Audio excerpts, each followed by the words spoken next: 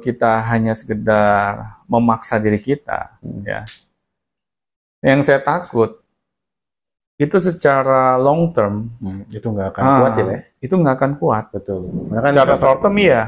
Kapasitas orang kan beda-beda mungkin. Benar. Karena kan yang namanya long term itu membutuhkan effort yang lebih gitu.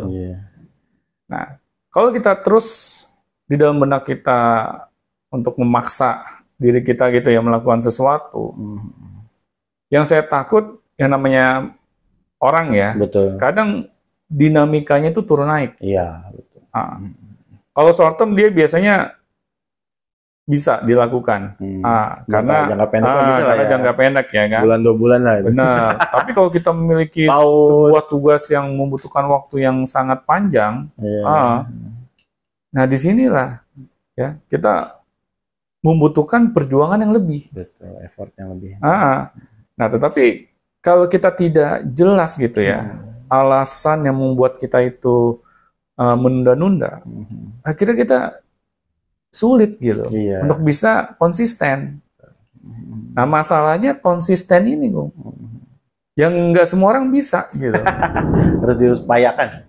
Iya, benar. Kalau ya sekali 2 kali ya oke lah, masih bisa gitu kan. Coba deh misalnya Agung lihat gitu ya atlet gitu yang istilahnya mereka harus melakukan latihan yang rutin dalam waktu yang sangat panjang gitu. Nggak bisa kalau cuman kita maksa diri doang. Kita harus tahu apa nih goal kita tuh apa. Ada hati di sana Pak ya? Iya. Karena kalau kita tidak tahu goal kita apa, kita akhirnya sangat gampang gitu menyalahkan keadaan. Betul, sangat gampang untuk menunda. Benar. Iya, kayak kita nggak tahu goalsnya apa, dan gue juga ngapain gitu ya melakukan hal ini gitu kan. Jadi benar. Saya gue nggak suka kayak melakukan ini, tunda lagi. Iya. Karena nggak sesuai dengan goals kita. Benar. Situ, Pak. Terus kita nggak membuat list lagi. Mengapa kita menunda? Apalagi itu ditambah-tambah gitu. Benar. Ya siapa tahu misalnya kita mendapatkan seorang coach gitu ya. Ini saya perumpamakan misalnya kita harus melakukan suatu latihan tapi di cabang olahraga gitu ya. Kita harus secara konsisten gitu melakukan latihan-latihan yang durasinya cukup panjang gitu waktunya. Misalnya kita mendapatkan seorang coach yang galak gitu, killer gitu. Karena kita mungkin setiap hari dimarahin gitu kan. Kita akhirnya jadi mut-mutan. Nah, padahal ya belum tentu juga coach marah itu karena nggak suka sama kita. Ya, siapa tahu itu cara dia memotivasi diri kita. Tetapi karena kita banyak kayak buruk sangka, akhirnya itu yang menghambat diri kita. Kita merasa nggak terima dengan cara coach kita seperti itu, ya. Kita merasa cara dia menginjak-injak harga diri kita, akhirnya udah kita pamit pulang. Ya. Betul, ditunda lagi deh. Iya, padahal sudah jelas gitu ya. Ketika kita melakukan suatu latihan rutin yang sifatnya membutuhkan waktu yang sangat panjang, betul. Coach kan harus memaintain gitu kan semangat kita. Ya. Dia pasti memiliki caranya tersendiri gitu. Karena dia ada tugas gitu ya untuk bisa nge-push kita gitu agar kita selalu fokus misalnya. Nah, tapi kita nggak terima gitu dengan cara coach kita yang melakukan yang kita rasa itu nggak sesuai dengan maunya kita. Nah, padahal kan kita belum pernah jadi pelatih gitu kan. Udah bisa kayak gitu aja nggak kesimpulannya. Kalau kita sudah pernah menjadi pelatih, bolehlah kita protes. Cara lu kurang efektif. Salah nih. Cara gua aja. Kita belum pernah jadi pelatih, terus kita gaya-gayaan gitu. Punya metode yang lebih baik kesannya. Nah, di sini akhirnya sudah, Gung, kita selalu bermasalah gitu dengan keadaan. Nah, makanya perlu kita list. Apa sih yang menyebab gue menunda-nunda pekerjaan gue saat ini? Apakah gue nggak suka sama coachnya? Iya. atau nggak gue nggak suka sama teman latihan gue misalnya. Kan ada yang gitu-gitu ya, bisa diatasi sebenarnya itu. Iya, sebenarnya bisa diatasi, bisa diakali juga. Betul, gitu. Iya.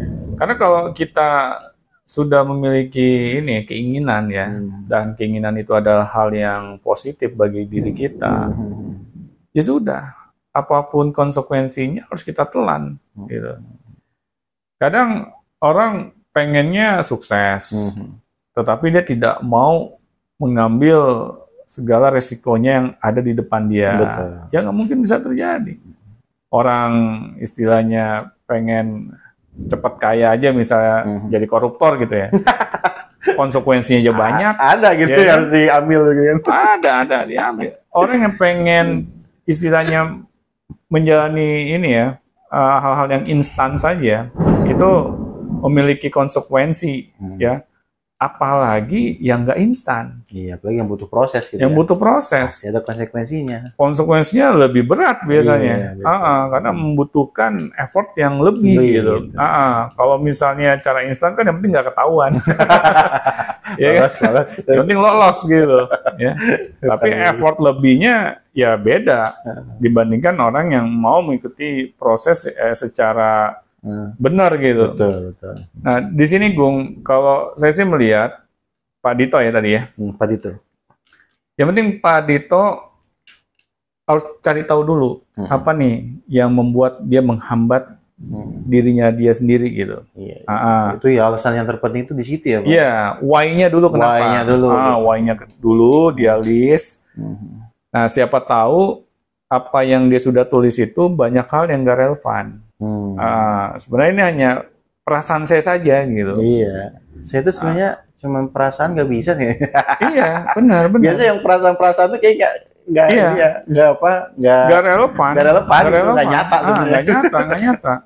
Iya benar perasaan tuh. Karena biasanya orang yang sering ini ya ada ketakutan di dalam dirinya gitu yang berlebihan gitu ya. Itu biasanya kalau kita lakukan itu biasanya nggak nyata loh, Bang. Iya. Bakalan kejadian. Iya. Kayak takut doang gitu, perasaan doang. Iya. Perasaan dia suka sama saya. Ya.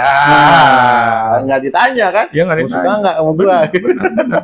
Kan ada orang yang takut gitu ya, kalau misalnya mau nembak cewek gitu. Dia kenapa sih yang menahan diri untuk nggak melakukannya? Karena takut ditolak. Perasaan doang gitu. Perasaan doang. Akhirnya dia nggak melakukannya. Benar. Ya seumur hidup jomblo udah. Iya. Nah, jadi itu Bung. Jadi kita harus coba ya mempetakan dulu apa yang menjadi penghambat diri kita dalam hal menunda-nunda ini. Betul. Nah, ketika kita sudah tuliskan, kita lihat ya, kita dalami, ternyata banyak hal yang tidak relevan misalnya, ya sudah. Iya. Kita bismillah aja, kita langsung kerjakan gitu. Apapun hasilnya nanti. Karena hasil itu pasti bukan tergantung diri kita. Ya, tergantung Tuhan, tergantung Allah, ya. Manusia itu hanya bisa berikhtiar, bukan menentukan hasilnya. Jadi jangan sampai hasilnya menjadi momok untuk diri kita gitu. Iya. Aku gagal nih. Tuh kan gue bilang apa benar, gitu. Benar. Ya kan kalau gagal kita bisa ulangi lagi. Iya, betul. Sampai kita berhasil. Udah betul. Intinya manusia itu tugasnya itu melakukan hal itu saja gitu. Betul. Secara konsisten. Iya. Ya kalau kita sukses ya jangan jemawa juga gitu. Kita kan sebelumnya juga banyak melakukan kesalahan ya. Jadi itu pesan saya Gung buat Pak Dito. Pak Dito ya. Anggap saja kebiasaan menunda-nunda ini adalah kebiasaan Pak Dito di masa lalu. Ya. Karena hari kemarin tidak menentukan juga hari ini gitu. Yang penting Pak Dito sekarang buka lembaran baru, ya, lakukan tips-tips yang tadi kita sudah bahas dari awal dan segera kerjakan apa yang menjadi tugas dan tanggung jawabnya. Oke, terima kasih Pak Doni. Sama-sama. Bahasanya tentang pertanyaan dari Pak Dito tadi. Dan sampai jumpa di Beyond Education selanjutnya. Sampai jumpa teman-teman.